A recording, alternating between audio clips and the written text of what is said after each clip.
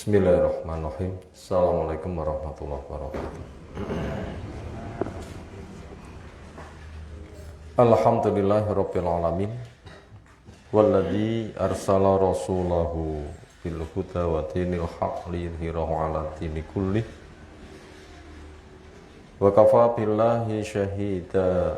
Wa asyhadu an la ilaha illallah wahdahu la syarikalah. Wa asyhadu anna Muhammadan abduhu wa rasuluh. Allahumma shalli ala Muhammad wa ala alihi wa ashabihi wa man tabi'ahum bi ihsanin ila yaumiddin. Ya ayuhan nas ittaqu rabbakum alladzi khalaqakum min nafsin wahidah wa khalaqa minha zawjaha wa bassa minhuma rijalan katsiran wa nisaa'a wattaqullaha alladzi tasaaluna bihi wal arham innallaha kana 'alaikum raqiba. Wa ba'd, fa inna asdaqal hadisi kitabullah wa khairal hadyi hadi Muhammadin sallallahu alaihi wasallam. Syarrul umuri muhdatsatuha wa inna kulla muhdatsatin bid'ah wa kulla bid'atin dhalalah wa kulla dhalalatin finnar. Ayyuhal ikhwah, a'azzana subhanahu wa ta'ala. Sekarang sudah Selasa, besok Rebu, jengben Kemis. Tanggal pinten Kemis? 9. Semoga kita dimudahkan untuk puasa Arafah, yang puncaknya tanggal 10, tanggal 9 sebagai pembeda dengan puasanya Yahudi. Kerjanya terjangkau, fadilahnya besar, dan kita butuh penjagaan karena asyamu junnatun, poso itu adalah benteng, yaitu membentengi dari neraka supaya tidak terkena murka dan siksa Allah Ta'ala. Dan puasa di bulan ini puasa paling utama sesudah Ramadan, apalagi hari Kamis juga bertepatan untuk fadilah pekanan. Berikutnya, tema yang kita kaji kesempatan kali ini melanjutkan yang kemarin dari kitab Nikah, kitab Fikih Al-Wajiz oleh Syekh Abdul Azim Badawi hafizahullah ta'ala. Makna bahasa maupun makna istilah dari nikah sudah kita pelajari bersama hukumnya. Berikutnya bagaimana tanda seorang perempuan baik, sehingga ketika seseorang hendak menikahinya layak, dan itu telah kita kupas di kesempatan kemarin. Ujung-ujungnya adalah harus agama nomor 1, karena itu yang akan dibawa mati. Walau di dunianya kurang cakep, kurang kaya, kurang gengsi keluarga, atau malah gak punya keluarga, atau dia memang di tengah keluarganya bagaikan intan karena saking gak genahnya keluarga. Selagi dia beragama, maka itu menjadi kunci utama, sehingga nanti di akhirat pasti akan dibikin terbaik. Agama merupakan kunci. Kenalnya dia kepada Allah dengan mentauhidkannya, siap menghamba ketika bergaul memberikan maslahat kepada lingkungan, dan istri paling banyak bergaul dengan lingkungan itu dengan anak-anaknya dan sebagainya, sehingga ketika benih tersemaikan padanya nanti akan tumbuh dengan baik. Karena warna anak dipengaruhi dari mana dia tumbuh.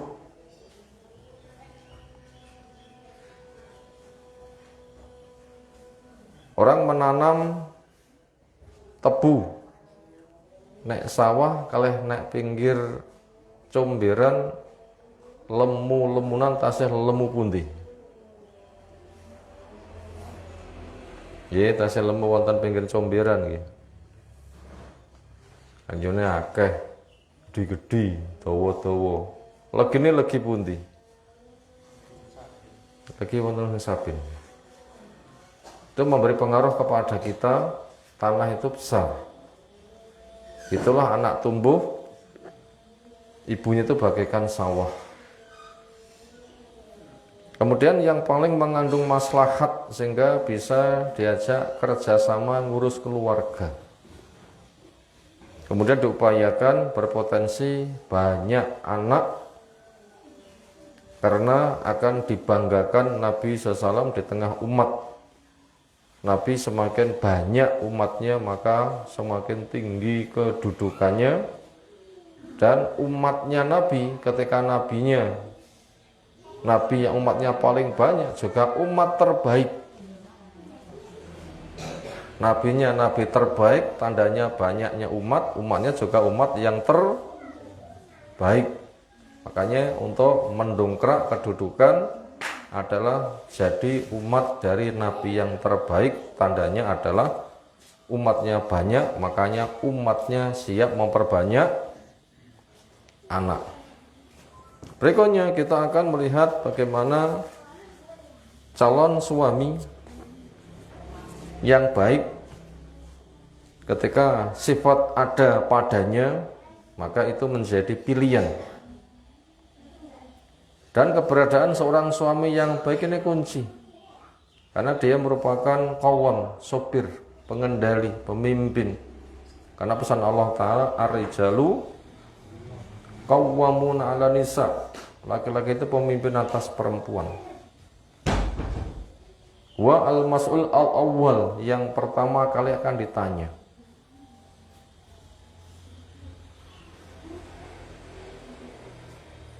Yang punya tugas untuk mengarahkan keluarganya, karena ada perintah ku anfusakum wa ahlikum naro, jaga dirimu, jaga keluargamu dari api neraka. Dan kebaikan yang paling baik dengan aman neraka masuk ke dalam surga. Maka suami yang bisa mengantarkan ke sana dengan sebab kepemimpinannya yang benar, imam yang benar, maka menjadi sukses. Maka Nabi Ibrahim itu contoh suami terbaik, karena bapaknya manusia yang kelasnya besar, dan Nabi kita dari anak turun Nabi Ibrahim itu adalah terbaik, dan Nabi kita di semua makhluk adalah terbaik. Makanya dikatakan khairukum li ahli wa ana khairukum li ahli. Orang yang paling baik di antara kamu yang paling baik kepada keluarganya. Bila kamu baik, saya baik, lalu dilomba, saya lebih baik daripada kalian.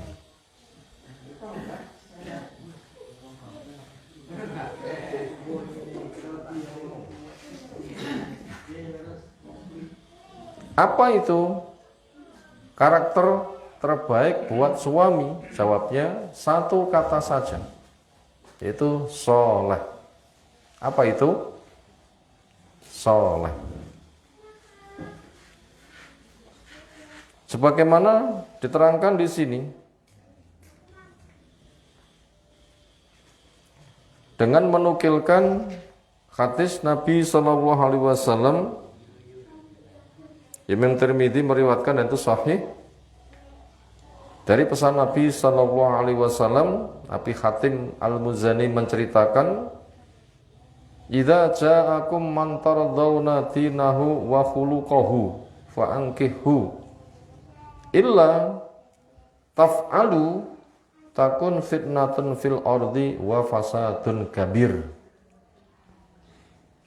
Bila datang kepada kalian orang yang kau ridho agama dan akhlaknya, maka nikahkan dia. Bila tidak kamu lakukan, pertimbangannya bukan agama dan akhlak, tapi mungkin pertimbangan dunia atau apa, harta, jabatan, bukan agama. Maka akan terjadi fitnah dan kerusakan yang besar. Ini jelas sekali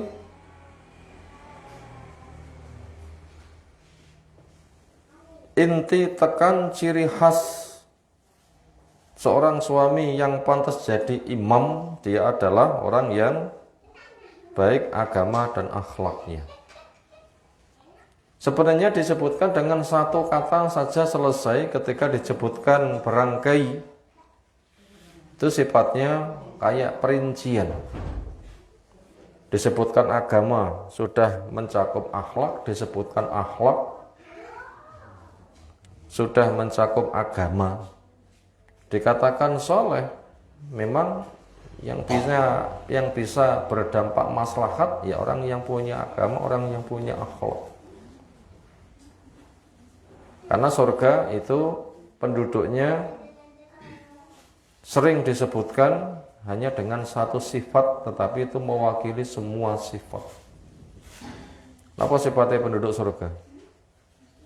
Setunggal mawon sampun mewakili. Napa? Soleh. Napa niku? Soleh. Sebagaimana pesan Nabi SAW ketika menjelaskan akan hadis qudsi, makna dari Allah, lafaz dari Nabi disampaikan secara periwayatan. Kesahihan hadis sesuai dengan kadar para perawi.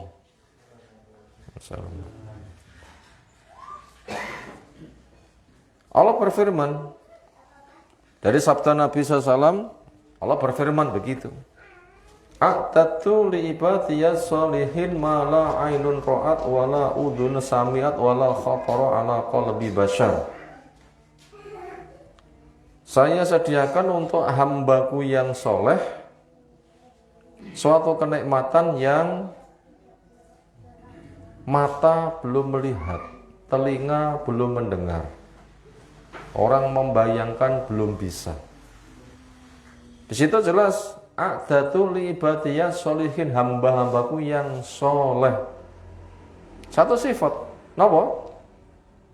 Soleh, li ibadiyas sholihin, soleh, satu kata saja, soleh. Yaitu kenikmatan surga bentuknya mata belum melihat, telinga belum mendengar, orang membayangkan rong iso bayangni, saking gedeni. Karena juga Allah menyebutkan wa in ta'udu nikmatallahi la tuhsuha, dan jika kalian menghitung nikmat Allah kalian tidak bakal bisa menghitung. Itu satu kata saja. Makanya siapa-siapa yang punya anak perempuan lalu kedatangan orang soleh, maka ketika menikahkan maka jadikan soleh itu standar yang jadi pilihan. Standar yang jadi pilihan. Pamane si A teko memiliki gejala soleh, ada potensi juga B teko dia punya gejala soleh. Sebabnya lek teko nyang awak wong soleh tomponen niku milih napa ditampa kabeh.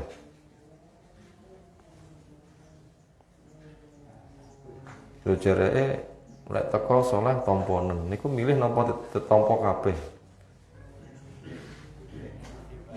Tetap memilih, karena yang menjadi standar itu solehnya. A, B, C itu kan boleh memilih.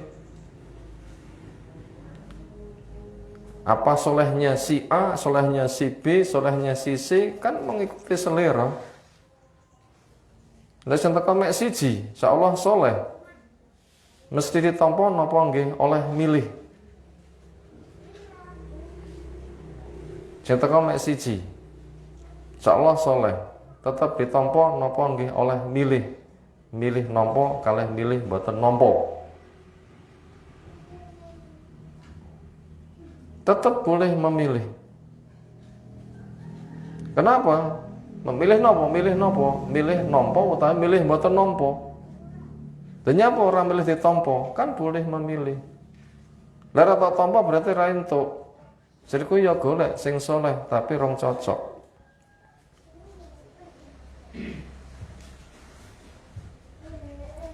Dan itu tidak harus mengharuskan begitu teko langsung dipun tompo, tidak mesti. Tetapi ketika dicari standarnya adalah soleh. Soleh yang mana? Soleh yang kriteria lain telah terpenuhi. Apa A atau B atau C tetap soleh. Cuma yang mana, yang A atau yang B, yang C itu masih ada kriteria lain yang perlu untuk dipenuhi. Sehingga kita tidak merasa tergiring dengan satu pilihan. Teko ya ditompo, enggak begitu. Tetapi tetap memilih. Kenapa kok begitu? Karena orang itu sudah jelas nompo lamaran orang soleh, tapi akhirnya juga pisah. Kenapa? Ketika bertahan gak kuat. Kenapa? Ada unsur lain yang belum mendukung. Makanya dia mengatakan, saya tidak mencela agama dan akhlaknya. Cuma bila saya bertahan, saya khawatir akan semakin bertumpuk dosa. Akhirnya dia memilih dirinya sendiri untuk lepas. Nah begitu, makanya ketika teko ya kudu nazar, nyawang. Karena masing-masing itu punya hak dan diperintahkan penuhi. Yang pesan Nabi SAW, wa ati kulladhi haqqin haqqah, masing-masing pihak punya hak, maka beri akan haknya. Haknya mata adalah mau ketika jadi pandangan mata itu menarik. Nah begitu, itu haknya mata, ketika memandang ada rasa tertarik. Kenapa? Karena itu akan lebih menjadi potensi melanggengkan. Punya potensi melanggengkan. Sehingga nanti sudah baik, potensi langgeng ada, makanya nanti keluarga akan eksis, akan tegak. Sehingga hududnya Allah, ketetapan hukum Allah nanti bisa ditegakkan. Sehingga yang ada nanti adalah peningkatan kebaikan. Berikutnya kita akan memperinci. Dikatakan agama dan akhlak atau agama atau akhlak. Karena beberapa hadis yang telah kita baca itu inti penyebutannya itu berbeda-beda. Untuk karakter perempuan dikatakan fadfar fi dzatiddin. Pilihlah perempuan yang punya agama. Ini perempuan sifatnya begitu, pilihlah yang punya agama. Bi dzatiddin itu. Di dalam hadis di atas itu yang baik dinuhu wa khuluquhu. Agama dan akhlaknya. Apakah bila punya agama mek sregep ngibadah tok, lek punya akhlak mek sregep serawung tok? Tentunya enggak seperti itu.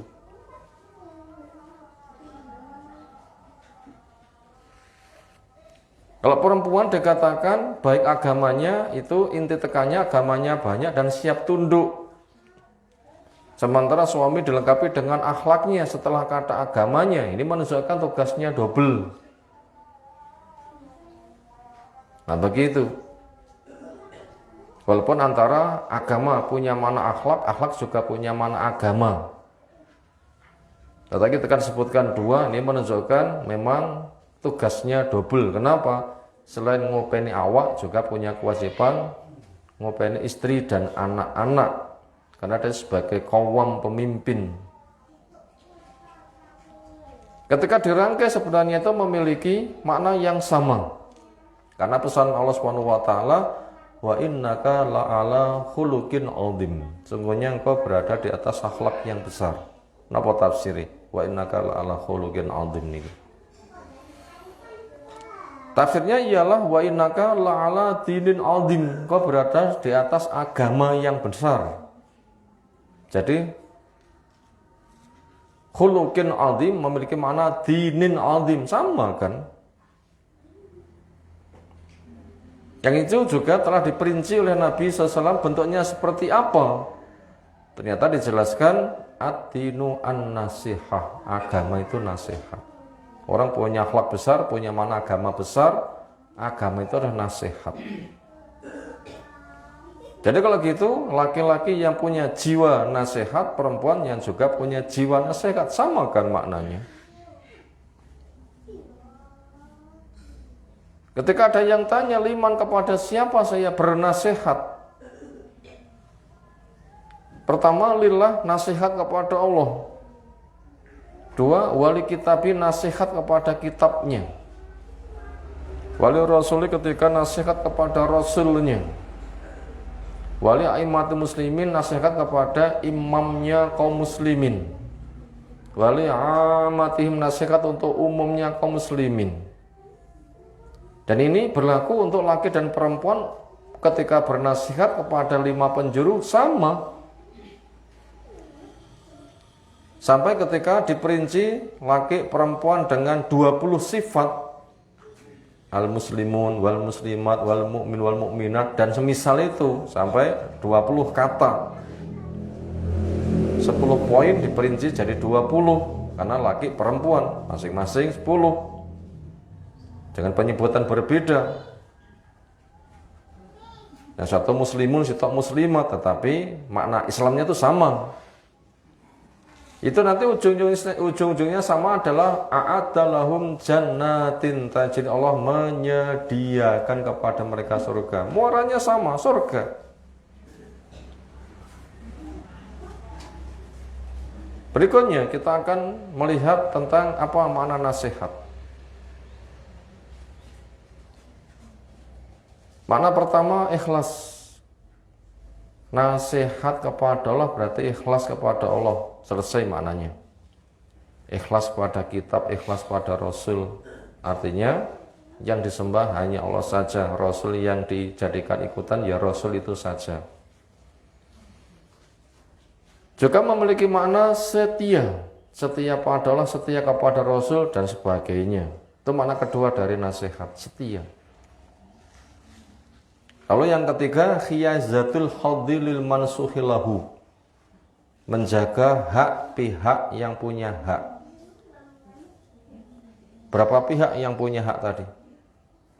5. Allah, Rasul, kitab, waliul amri, dan umumnya kaum muslimin. 5 kan?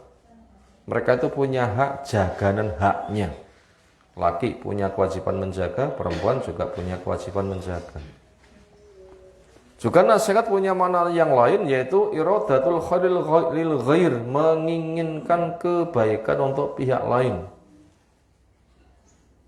Ketika saya bergaul dengan Allah, maknanya menghamba, saya menginginkan baik, berarti jadi ahli tauhid. Amal yang ikhlas. Di depan Rasul jadi ahli sunnah, siap belajar dan berdakwah. Di depan kitab siap mengkaji isi kitab dengan manhaj yang benar. Karena menginginkan kebaikan di depan kitab, di depan waliul amri kepada pemerintahnya, muslim beragama Islam, dia menghargai, tidak kasak kusut, tidak demo, tapi membantu kebaikannya. Bila nyimpang, mengingatkan, minimal mendoakan. Dan bila punya doa mustajab, gunakan untuk mendoakan pemimpin, bukan untuk melaknat. Karena melaknat pemimpin sama saja kayak melaknat orang tuanya sendiri. Yang ada doa. Adab anak pada orang tua, doa diantaranya Rabbi firli wali walidayya. Bukan melaknat pemimpinnya. Karena Al-la'in,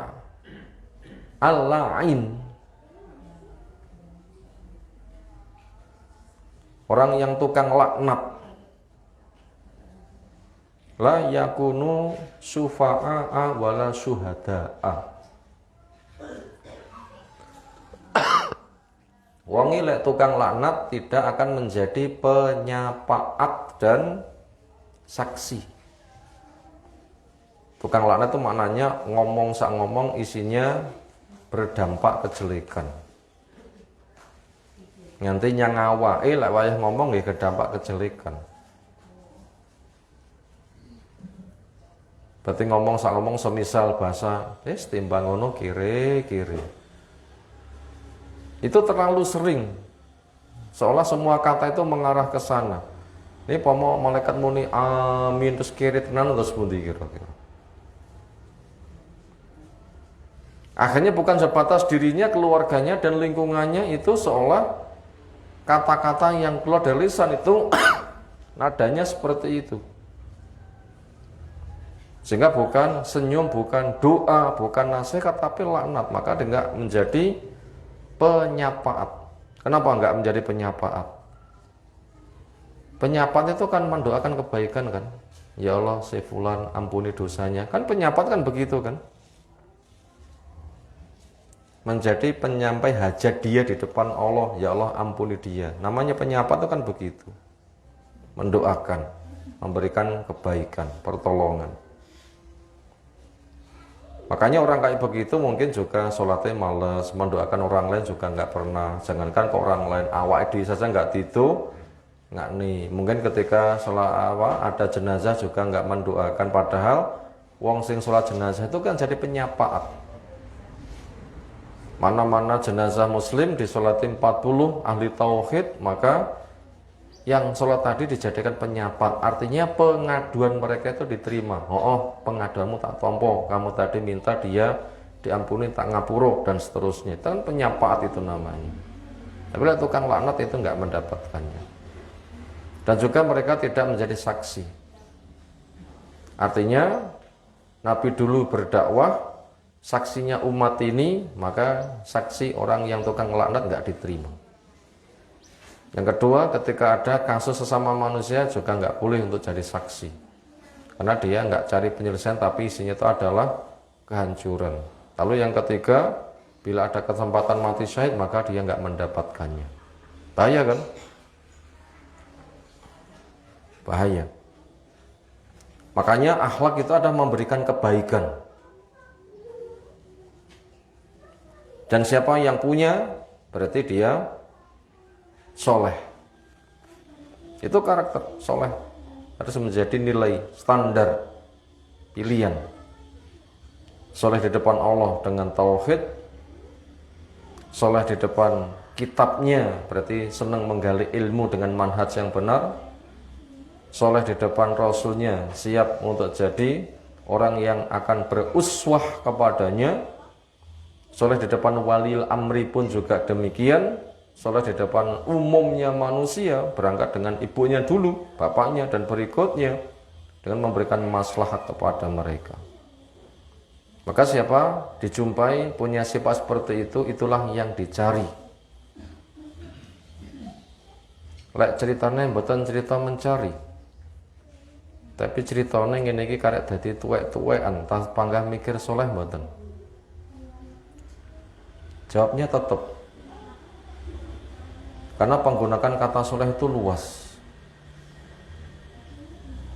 Di balik itu, dia akan menjadi profil percontohan. Aku tak dadi wong soleh, ben dadi percontohan kanggo anak-anakku. Lah anakku mentas kabeh, ya dadi percontohan kanggo putu-putuku. Wis mentas kabeh ya dadi percontohan semua kaum muslimin. Mentas kabeh ya ora enak kaum muslimin mentas kabeh.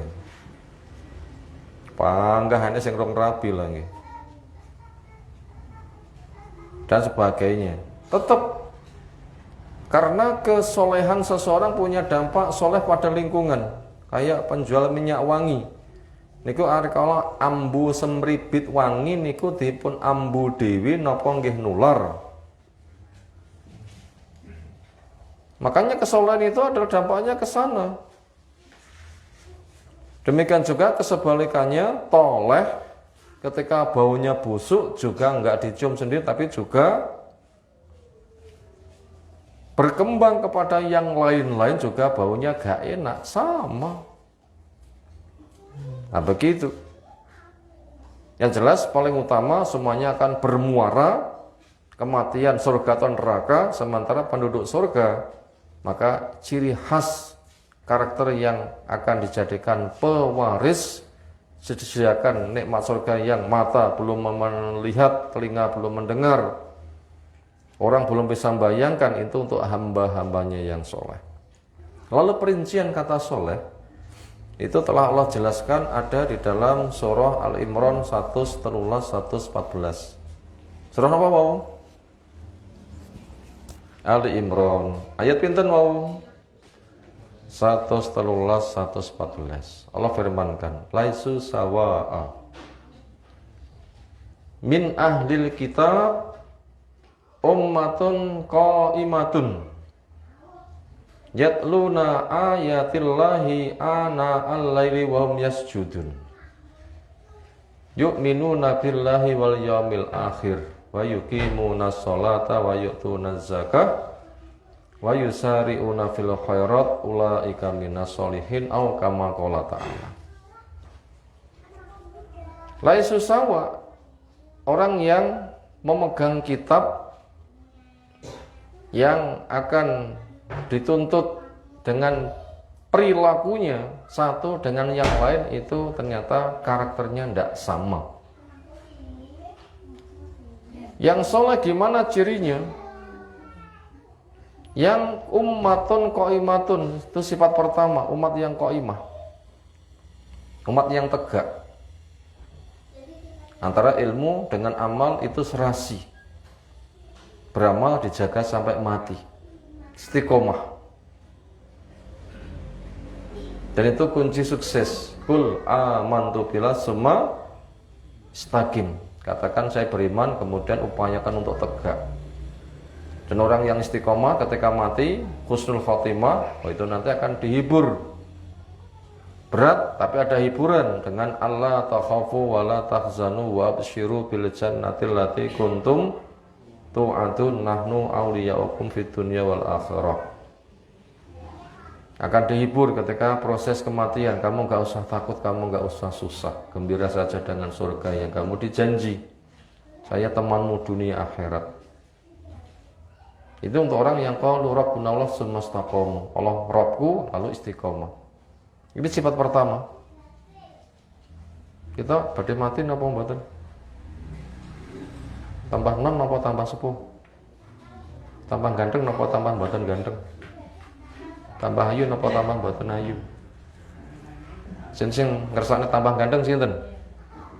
Yang ngacung kabeh. Tapi kenyataane boten saged. Wa man nu'ammirhu nunakisu fil khalqi afala yaqilun. Sapa sing didawakne umure terus pundi? Dikurang-kurangi. Demben untuk kucik 5 saya karek 3 ngoten nggih. Demben 7 saiki genep 32 tapi lek wayah guyu kadang rada lucu ngoten nggih. Napa? Nah, macam-macam. Artinya itu tetap berkurang. Akan tetap berkurang. Semuanya, nggak tambah ganteng, nggak tambah ayu. Akan dekat kepada kematian. Semuanya itu menginginkan mati yang dapat hiburan. Nggak usah takut, nggak usah susah, gembira saja. Itu kuncinya itu istiqomah. Yang nomor 2, waktu malamnya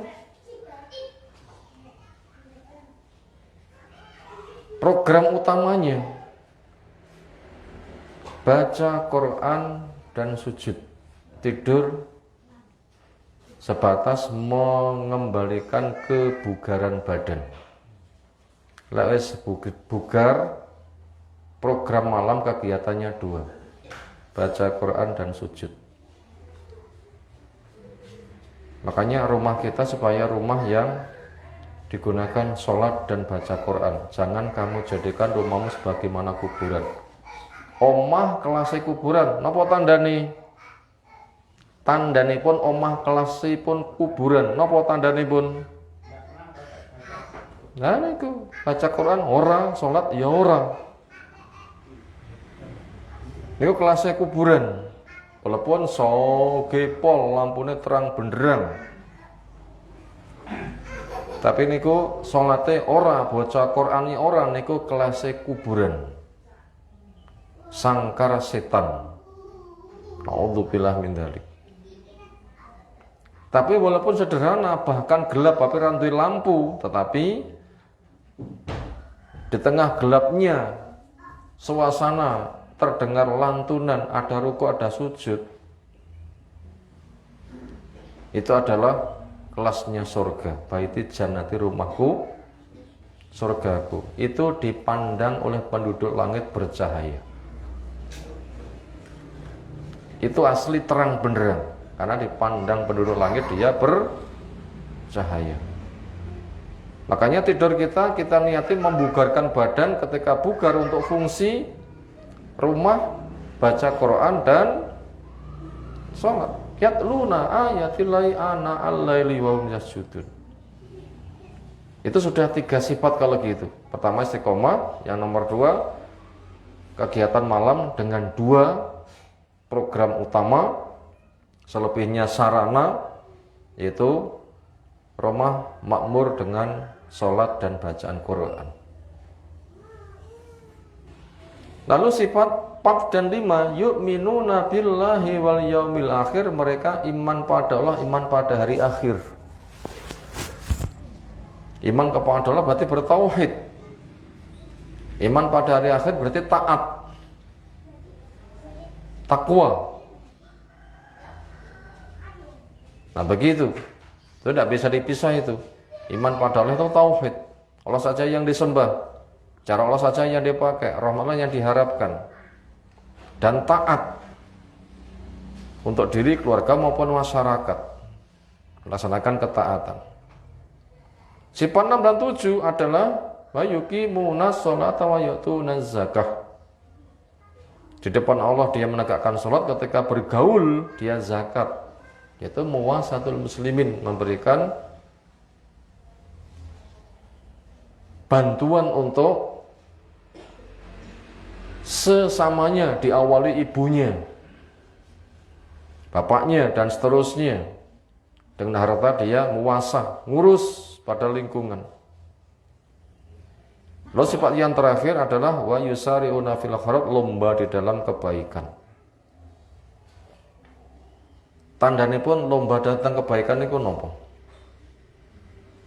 Jumeneh perintah ditandangi, sunnah kelasnya koyok perintah. Jumeneh haram didoi, makruh kelasnya koyok haram.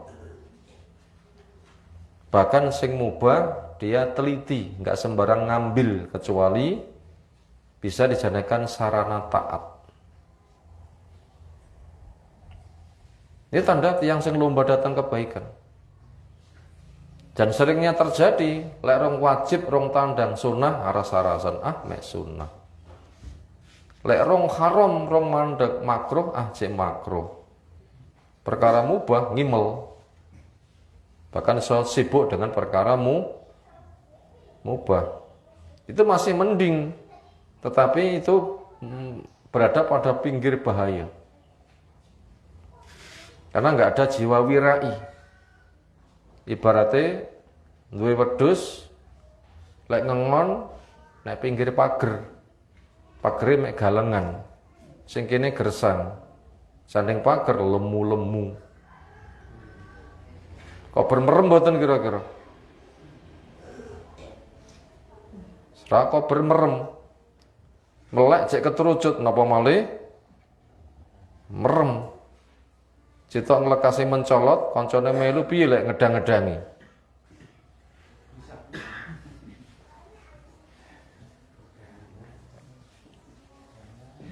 Makanya jangankan wajib dikerjakan, sunnah kayak wajib.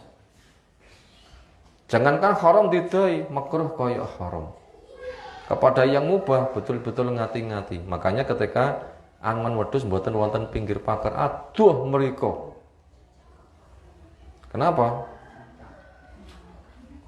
Karena untuk menjaga, karena punya sifat wirai. Perkara yang mengantarkan bahaya dijauhi sebelum jatuh kepada bahaya. Itu namanya sifat wirai, warok. Nah, begitu. Itu tanda orang soleh. Allah mengatakan faulaika minas solehin, mereka termasuk orang-orang yang soleh. Makanya bila kita diajak rembukan tentang punya keluarga perempuan yang hendak menikah, ya harus diusulkan kesolehan itu menjadi kunci utama supaya keluarga kita semakin bertambah-tambah orangnya itu soleh, maka pelopori jadi orang yang soleh. Cenata kalau jadi Mbah Yud rapingin rapine, tapi kok tak dadi pelopor sing soleh, karena pengaruh seseorang itu akan menyebar, tidak akan menimpa kepada diri sendiri. Kemaksiatan itu resikonya bukan sebatas dia dosa, tapi juga akan menimpa kepada istrinya, suaminya, anaknya, hartanya, hewannya, karena dampaknya. Itu tadi tentang satu sifat yang bersifat menyeluruh, yang sifat itu akan menjadi kunci. Berikutnya,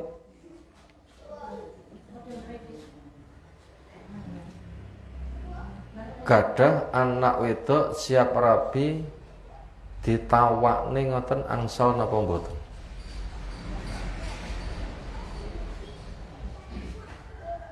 Lek panjenengan dadi bapak-bapak niku sir nawakne mboten?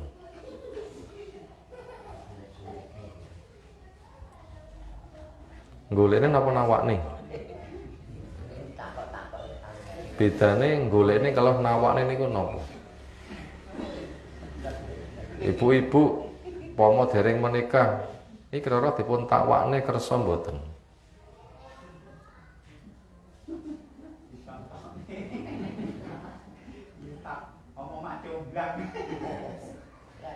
Itu relatif. Bila orang tuanya soleh, anaknya soleh, programnya soleh, ditawani kepada orang soleh boleh. Tapi lek ditawak-tawak nih tanpa kriteria nggak boleh. Orang tuanya soleh, anaknya soleh, ditawak nih wong soleh boleh. Tapi lek semata ditawak-tawak nih mungkin tersinggung kok barang murah ya. Rono tawak nih kabeh nampek ngoten nggih. Sekarang kita akan melihat profil keluarga soleh. Kita akan melihat profil keluarga soleh. Bila kita nanti hendak menawarkan, bapak menawarkan, anak siap ditawarkan, tapi apabila itu sesuai dengan kriterianya, yaitu keluarga soleh, ketika ditawarkan juga kepada orang soleh. Berikut kita akan melihat hadis yang lumayan panjang. Imam Nasai meriwayatkan, juga Imam Bukhari. Rangkumannya saja. Ketika Hafsah menjanda dari Khunes yang meninggal di perang Uhud, insyaallah. Siapapun tahu karakter Umar, soleh kan? Dijamin surga. Anaknya Abdullah bin Umar ahli ilmu luar biasa, pemodati presiden pantas, tapi Umar nggak ngecung nih. Umar jadi khalifah adil, seolah itu tangan kanannya Nabi atau tangan kirinya Nabi, seolah, karena setiap kali disebut Nabi ada Abu Bakar dan Umar, gandeng itu. Seperti kesan kita jenenge becak langsung punya kesan rodone mesti telu. Disebutkan Nabi, Abu Bakar, Umar itu katut, kayak paket. Itu jelas profil keluarga soleh. Suaminya Hafsah, Khunes, insyaallah sahid, soleh. Nah, ketika masa idahnya habis, itu menjumpai Utsman. Man, lek gelem tak rabekne karo Hafsah anak wedokku. Utsman soleh mboten? Soleh. Hafsah pun juga manut untuk program seperti ini. Kenapa? Kompak di dalam kesolehan. Itu terjadi monggo. Tapi ojo bapak nawakne dhisik anake rong di siap nih, kadang disanggupi, anake kaget ra ngerti, bahaya.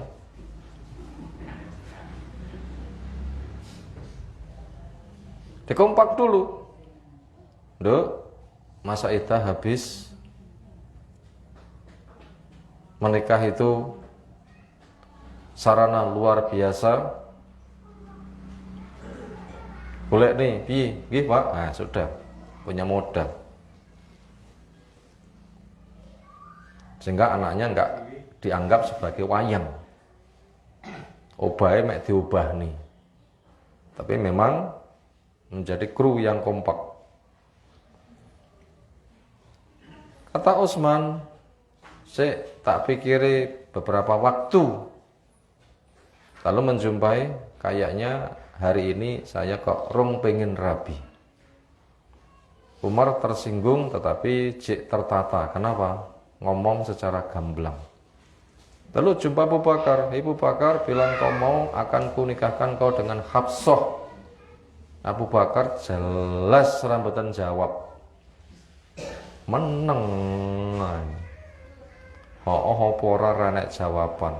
Umar ndongkol. Lalu datanglah Nabi SAW melamarnya dan diterima. Lalu Abu Bakar menjumpai, dek kapan kae awakmu nawakne anakmu, aku menengnya tersinggung. Ya jelas. Langsung manek-manek nih ngomong sing tawani menengnya reng-reken. Ya sepurane lah. Bukannya saya itu apa. Ya tapi jaga mulut lah. Timbang ngomong renek jawabane meneng ae kaliwan hisabe luwih penak. Sik tak pikir jane ya oleh. Tapi yo kadang mikir apa rada kelindran mikir napa malah ra kepikir itu tasik mungkin. Lek meneng ae ngono kuwi, kepikir kan mboten wonten hisabe lho nggih. Bapak orang janjeni mikir masalahnya. Ya sepurane lah. Aku kok nyapo jane ora. Permasalahannya aku ki tau krungu Rasul tau nyebut-nyebut Hafsah.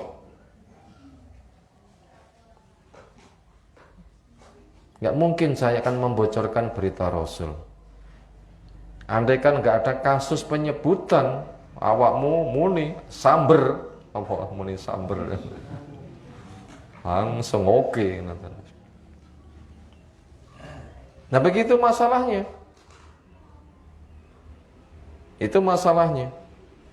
Akhirnya Hafsah dinikahkan dengan Nabi Shallallahu Alaihi Wasallam. Maka untuk kasus kayak begini silahkan.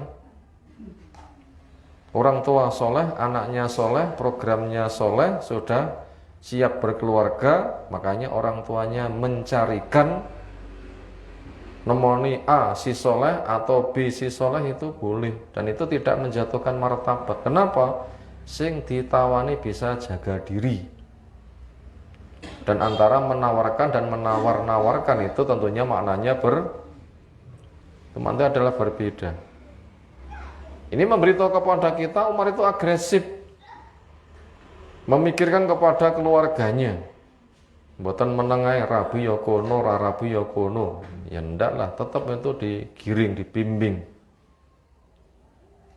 Karena orang tua itu punya kewajiban untuk ngarah nih, bukan sebatas anak niku dadi gawe, lek dadi gawe neh. Mboten kaya lanangane jago. Tau nyekirne anake mboten lanangane jago niku nggih. Mboten nggih. Nanti kan nanti person apa dereng? Enek pitik jago ngemong induk ayam karo kuthuk dicekirne nate mboten. Kok dereng nate panggih lagi.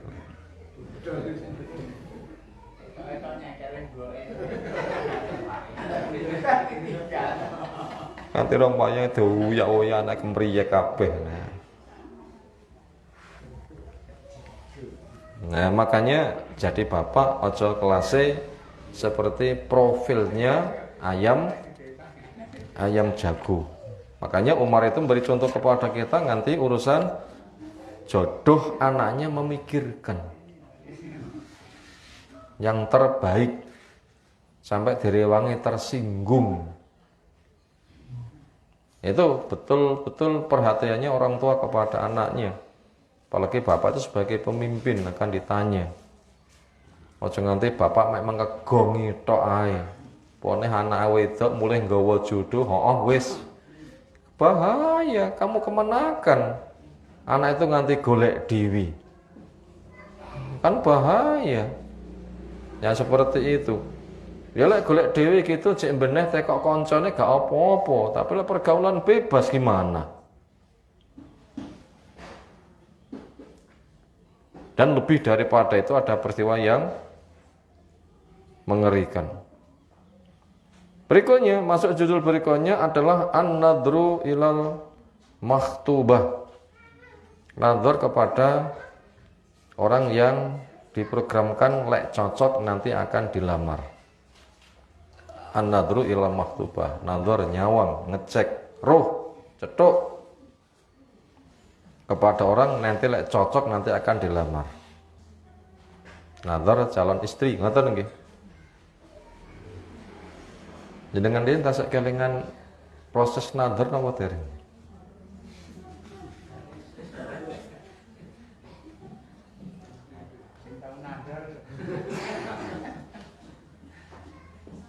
Napa dereng nate nadhar?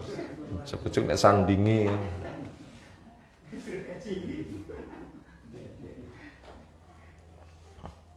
Pesan Nabi SAW, idza alqallahu fi qalbi imri'in khitbatam ra'atin fala ba'sa ayandura ilaiha.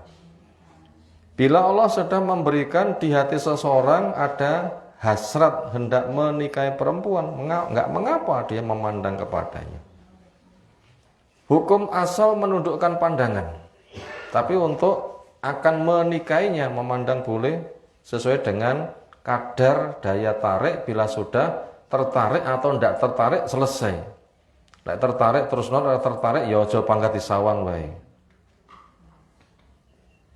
Jadi hukum asal itu menundukkan pandangan laki perempuan asing karena Allah berfirman, "Qul lil mu'minin liyaghdhu min absari wa yahfadhu furujahum." Katakan pada laki-laki mukmin untuk menundukkan pandangan dan jaga kehormatannya, sama saja dengan perempuan. Baqul lil mu'minat liyaghdudna min absarin wa yahfadna furujahun, supaya perempuan pun juga menundukkan pandangan dan jaga kehormatannya.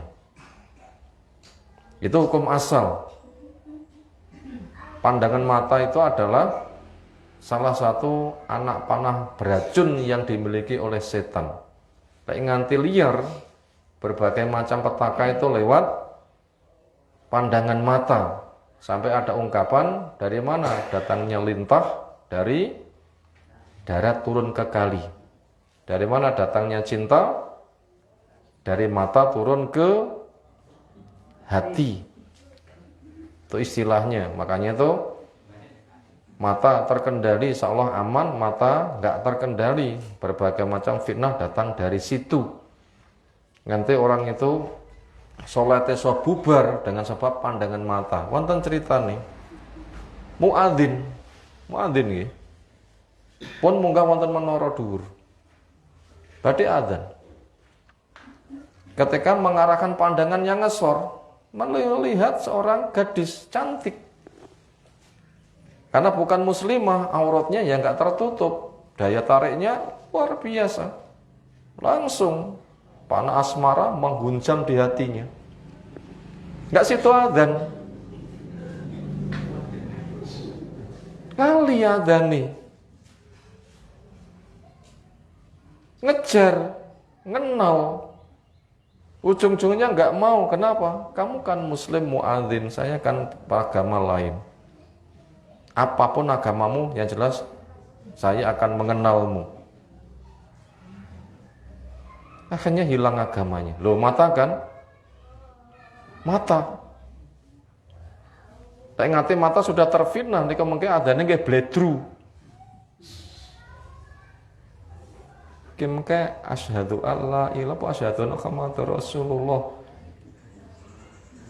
Kimke khayala sholat wa khayala falah. Kau wis khayala falah kimke asyhadu anna tak waca apa urung. Wis bledru lho nggih. Mata itu. Mata. Ada kisahnya. Nauzubillah min dzalik. Itu memang anak panah beracun yang dimiliki oleh iblis lewat mata. Makanya ada perintah mengendalikan, instruksi langsung ayat. Qul lil mu'minina yaghuddu absarahum qul liman yaghudduna absarahun atau kama qala ta'ala. Itu begitu. Hukum asal nggak boleh, tetapi ketika sudah siap menikah, delok calon itu boleh, tetapi sepandang sebatas sak cukupi. Wis roh sak pantese daya tariknya, lek hooh yen ndang nglamar mboten dadi kanca chattingan sak wayah-wayah, terus ngobrol HP iso delok-delokan. Bahkan ada yang lebih parah daripada itu, nanti masing-masing mandi nggawa HP dhewe-dhewe, nyapa Dek aku mandi, aku yang mandi, makin malah delok-delokan mandi ngoten nggih. Pakai HP kan bisa kan? Bisa kan? Ada yang kayak begitu, jelas itu haram. Makanya diupayakan tahan dulu dari meminta nomor HP. Ya nyawangnya kita langsung wae, pomo cocok ya dilamar segera mungkin, andaikan ndak ya sudah.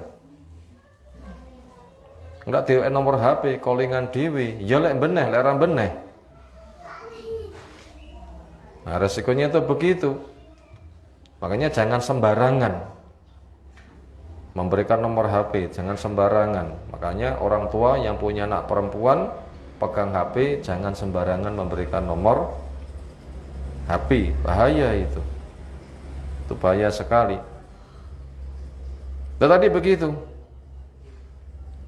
Secara umum tiang nadhor niku sing dipun nadhor napa nih?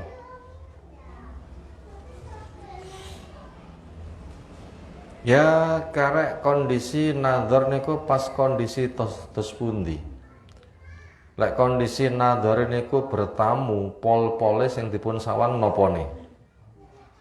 Wajah, tangan sebatas itu, dhuwur ndeke gedhe cilike, carane mlaku pol-pole ngoten niku. Tapi lek nadhore nginceng duka. Napa wonten? Lha wonten. Rumahnya berpagar keliling. Ketika nadhor gayane golek ramban.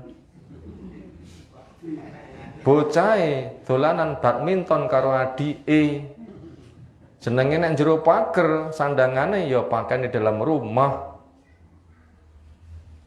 Paling pakai kaos karo ngesoran, ya begitu, kan lebih terbuka. Tapi lek bertamu gak mungkin seperti itu. Tapi lek gayane golek ramban, mungkin mboten? Mungkin. Dan sebagainya. Wonten tiyang sing nadhor niku jan roh ujung rambut sampai ujung kaki. Ceritanya pun ngeten. Wonten tempat kursusan, training pelatihan umum, laki perempuan satu lokasi, kamar mandinya berpintu 2. Laki-laki masuk, kunci sini juga kunci situ. Andaikan perempuan mau masuk, wis kunci konjero gak iso. Nanti ketika keluar juga buka kunci sono, kunci sini. Perempuan masuk juga kewajibannya ngunci. Dari jalur laki-laki dikunci, dari yang lewat itu ya kunci. Yang ini lali atau kurang perhatian. Pada itu peraturannya sudah ada. Lek mlebu kudu dikunci lawang luru. Mlebu kuncinen kok kono ya kuncinen. Niku mlebu dipun kunci sing dilewati tok. Jalur perempuan, jalur laki-laki enggak dikunci. Pas ketepatan anak laki-laki juga pengin ke kamar mandi.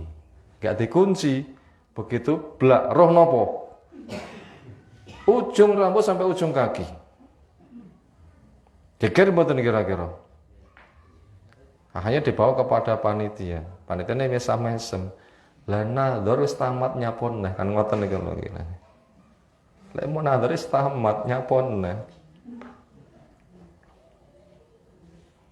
Itu namanya nadhor yang enggak disengaja.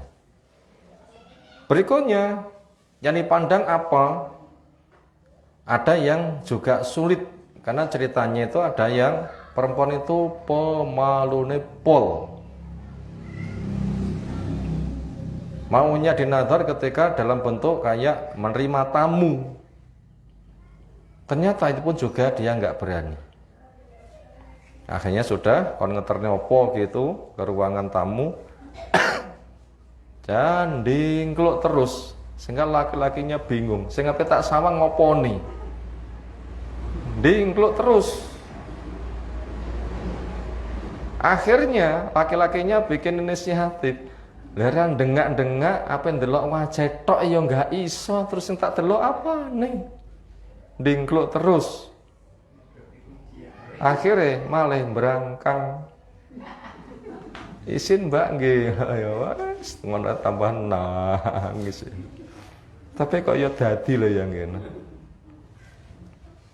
Macem-macem lah. Atau model-model yang lain, kanca kayak cilik ngoten nggih, kados Pak Sanusi wae nggih. Atau kanca sekolah sak bangku, nostalgia ngoten nggih kira-kira. Ya macem-macem lah. Macem-macem lah. Tapi standarnya namanya nadhar itu adalah ketika bertamu sebagaimana telah kita pahami. Yang jelas itu dianjurkan karena di situ ada hikmahnya. Pesan Nabi SAW, idhab fanzur ilaiha fa innahu ajdaru ayyudama bainakuma. Silahkan kamu berangkat, kamu lihat, karena itu berpotensi akan menjadi pendukung lebih eksisnya di dalam kamu berkeluarga. Demikian yang kita kaji kesempatan kali ini tentang karakter laki-laki yang baik, kemudian keluarga yang soleh kompak. Ketika sudah siap menikah boleh dicarikan, bahkan ditawarkan sebagaimana kisah di atas. Berikutnya bila sudah lebih jelas lagi maka supaya nadhar karena fadilahnya sangat besar. Demikian yang kita sampaikan. Subhanakallahumma bihamdika asyhadu an la ilaha illa anta astaghfiruka wa atubu ilaik. Assalamualaikum warahmatullahi wabarakatuh.